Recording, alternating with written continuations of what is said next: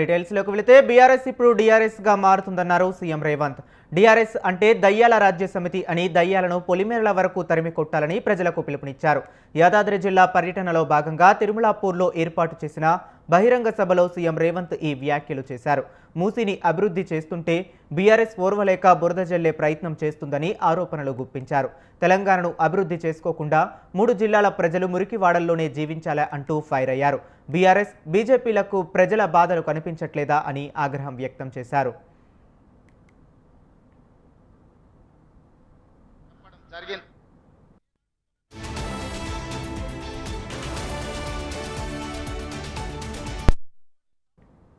రాష్ట్రంలో కాంగ్రెస్ అధికారంలోకి వచ్చిన మొదటి నెల నుంచే ఉద్యోగులకు ప్రతి నెల 1వ తేదీనే జీతాలు ఇవ్వటం స్టార్ట్ చేశామన్నారు.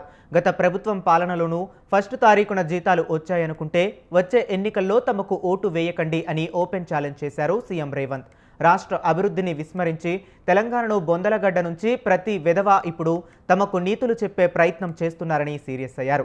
యాదగిరిగుట్టలో అపచారం వల్లే గత ప్రభుత్వం మూల్యం చెల్లించుకున్నది. చేసిన పాపాల వల్లే బీఆర్ఎస్ పతనమైందని తీవ్ర వ్యాఖ్యలు చేశారు. యాదాద్రి జిల్లా పర్యటన సందర్భంగా పలు అభివృద్ధి పనులకు శంకుస్థాపన చేశారు. అనంతరం తిరుమలాపూర్లో ఏర్పాటు చేసిన బహిరంగ సభలో పాల్గొన్నారు. యాదగిరిగుట్ట లక్ష్మీ నరసింహస్వామి ఆశీస్సులతోనే రాష్ట్రంలో కాంగ్రెస్ ప్రభుత్వం ఏర్పాటైందన్నారు. గతంలో యాదగిరిగుట్ట పేరు మార్చి యాదాద్రి చేశారు. తాము అధికారంలోకి వస్తే మళ్లీ యాదగిరిగుట్టగా మారుస్తామని చెప్పినట్లుగానే చేశామని గుర్తు చేశారు.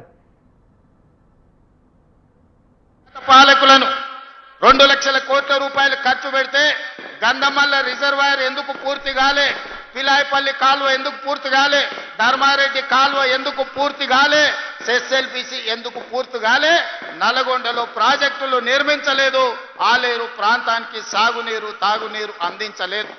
6 నూరైనా అక్కడి సూర్యుడు ఇక్కడ ఉదయించినా ఎవరు అడ్డం పడ్డా తొక్కుకుంటైనా పోతాం, మూసీ నది ప్రక్షాళన చేసి తీరుతాం,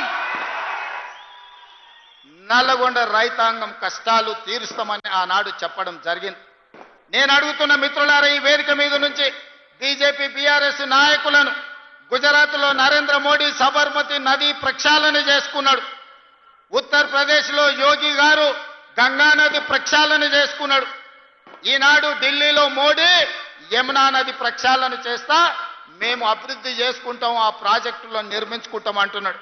ఇవాళ మా ఆడబిడ్డలు కన్నీళ్లు పెట్టుకుంటుంటే ఈ బీఆర్ఎస్ బీజేపీ నాయకులకు కనిపిస్తలేదా?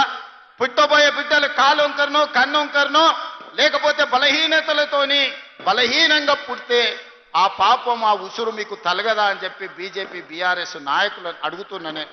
మిత్రులారా, నేనేం ఎర్రవల్లిలో మీ ఫామ్ హౌస్ గుంజుకుంటా అనలే, మోయినాబాద్ ఫామ్ హౌస్ ఆక్రమించుకుంటా అనలే, జన్వాడలో మీ ఫామ్ హౌస్లో జెండా వాతుతాను నేను అనలే.